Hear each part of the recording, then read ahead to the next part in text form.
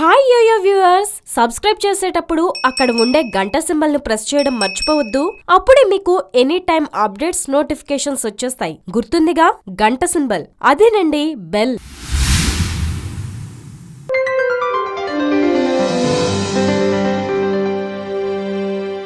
Queensland tourism industry council తరహాలోనే పర్యాటకులపై ఛార్జీల భారం మోపబోతోంది. హోటల్స్, మోటెల్స్, బెడ్, బ్రేక్ఫాస్ట్, హాలిడే పార్కులు, క్యాంపు సైట్లు, ఇతర వసతుల్లో సేవలకు బిల్లుపై ఒక రాత్రికి 5% చొప్పున ఛార్జీలు విధించే అవకాశం పరిశీలనలో ఉంది. ఎయిర్ బిఎన్బి వంటి ఆన్లైన్ ప్రొవైడర్ల ద్వారా చేసే బుకింగ్స్ కూడా ఈ విధంగా ఛార్జీలు విధించాలని ప్రతిపాదించింది. నోవోటెల్ బ్రిస్బేన్ లో ఓ గదికి ఓ రాత్రికి దాదాపు $9, సౌత్ పోర్ట్ లోని మ్యారిటన్ సర్వీసెస్ అపార్ట్మెంట్ లో 2 బెడ్రూమ్లకు $10.20 ఛార్జీ విధించే అవకాశం ఉంది. కూలం బీచ్ హాలిడే పార్క్ లో కేబిన్ కు $9, హామిల్టన్ ఐలాండ్ బంగ్లాకు నలుగురికి $20, బ్రిస్బేన్ లోని స్టాంఫర్డ్ ప్లాజాలో ఒక సూటుకు $75 ఛార్జీ విధించవచ్చు.